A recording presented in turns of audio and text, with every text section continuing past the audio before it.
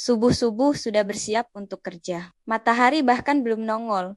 Langit masih abu kebiruan, jalanan masih setengah mengantuk. Namun pundi-pundi kas harus tetap dikumpulkan karena kebutuhan hari ini tidak bisa menunggu matahari terbit. Ada dapur yang harus ngebul, ada tagihan yang jatuh tempo, ada anak yang harus berangkat sekolah. Itulah gambaran keadaan sebagian orang di antara kita. Dan itu sah saja, wajar, bahkan terhormat, selama semua dijalani dengan cara yang halal. Tidak ada yang salah dengan bekerja sejak gelap lalu pulang ketika senja. Yang salah mungkin bukan pada kerjanya, tapi pada harapan yang diam-diam ikut lelah. Hidup memang sering terasa tidak adil jika dipikirkan terlalu lama. Seakan dunia ini berpihak hanya kepada segelintir orang. Ada yang lahir sudah punya segalanya, ada yang bekerja mati-matian tapi hasilnya segitu-segitu saja, ada yang salah langkah berkali-kali tapi masih bisa bangkit dengan cepat.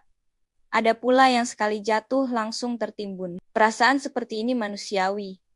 Saya pun sering merasakannya. Namun di balik semua itu, saya tetap meyakini satu hal. Setiap orang pasti punya momentum untuk menjadi kaya. Tidak peduli dia lahir dari keluarga apa, tinggal di mana, atau memulai dari titik serendah apa, momentum itu ada. Masalahnya, tidak semua orang menyadari kedatangannya. Dan lebih banyak lagi yang menyadari, tapi justru melepaskannya. Momentum itu tidak selalu datang dalam bentuk besar dan mencolok. Jarang sekali ia muncul sambil membawa papan bertuliskan, "Inilah kesempatan emasmu." Justru seringkali ia datang dalam bentuk sederhana. Sebuah tawaran kerja, peluang usaha kecil, ide yang lewat di kepala, atau pertemuan singkat dengan orang yang tepat. Karena terlalu sederhana, ia sering diremehkan. Karena terlalu dekat dengan keseharian, ia tidak dianggap istimewa. Disitulah banyak orang salah langkah. Momentum sudah lewat, tapi kita masih sibuk menunggu sesuatu yang menurut kita pantas disebut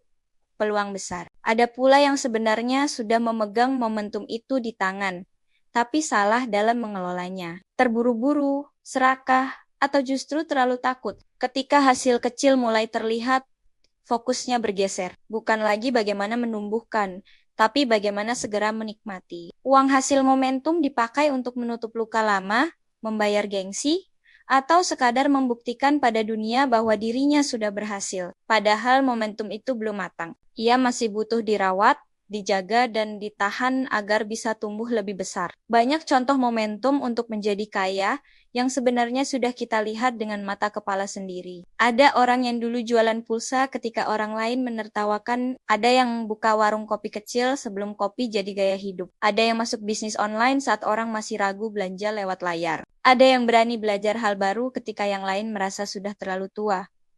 Semua itu momentum. Namun, momentum bukan jaminan, ia hanya pintu, masuk atau tidaknya, itu pilihan. Masalah klasik biasanya muncul ketika momentum mulai menunjukkan hasil. Saat arah menuju kaya mulai terlihat samar-samar, tiba-tiba muncul satu gembok besar di depan jalan.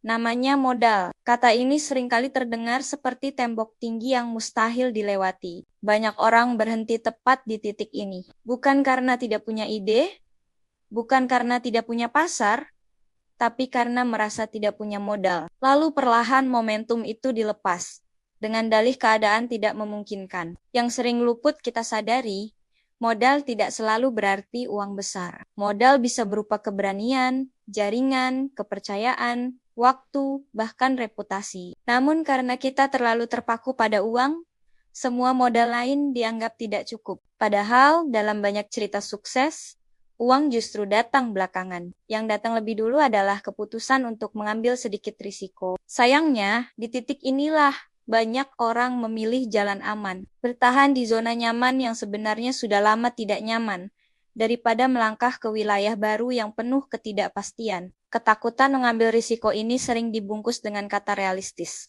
Kita bilang kita sedang berpikir matang, padahal sebenarnya sedang menunda. Kita bilang kita sedang berhati-hati, padahal sebenarnya takut gagal. Takut kehilangan apa yang sedikit itu. Takut dicemooh kalau tidak berhasil. Takut harus mulai dari nol lagi. Padahal, bagi orang yang sudah lama hidup di angka pas-pasan, nol bukanlah hal baru. Kita sudah akrab dengannya. Yang berbeda hanya keberanian untuk menjadikannya pijakan. bukan penjara. Ada ironi yang sering terjadi. Kita rela bangun subuh, bekerja keras berjam-jam, mengorbankan tenaga dan waktu untuk orang lain dengan upah terbatas. Tapi ketika diminta mengorbankan sedikit kenyamanan demi peluang yang bisa mengubah hidup, kita ragu. Seolah lelah hanya pantas untuk bertahan hidup, bukan untuk mengubah hidup. Padahal, risiko terbesar dalam hidup seringkali bukan ketika kita mencoba, melainkan ketika kita tidak pernah mencoba sama sekali. Saya tidak menulis ini seolah semua orang harus jadi pengusaha atau harus kaya. Raya tidak. Setiap orang punya jalan hidupnya masing-masing. Namun jika bicara soal momentum dan kekayaan, satu hal yang jelas adalah kekayaan jarang datang kepada mereka yang hanya menunggu keadaan sempurna. Keadaan sempurna hampir tidak pernah ada. Yang ada hanyalah keputusan di tengah keterbatasan. Seringkali jalan buntu itu sebenarnya bukan benar-benar buntu. Ia hanya tampak gelap karena kita belum berani melangkah satu langkah lagi. Di balik gelap itu, bisa jadi ada jalan lain yang belum terlihat. Sedikit risiko yang diambil dengan perhitungan seringkali membuka peluang yang jauh lebih besar daripada yang kita bayangkan. Tapi karena kita berhenti terlalu cepat, kita tidak pernah tahu apa yang sebenarnya menunggu di depan. Momentum juga punya sifat kejam. Ia tidak suka ditunggu terlalu lama. Ketika ia datang dan tidak disambut, ia akan pergi mencari orang lain yang lebih siap. Dan ironisnya, ketika orang lain itu berhasil, kita bilang dia beruntung. Padahal mungkin dia hanya lebih berani saat kita memilih ragu, lebih cepat melangkah saat kita masih menimbang. Pada akhirnya, hidup memang tidak selalu adil.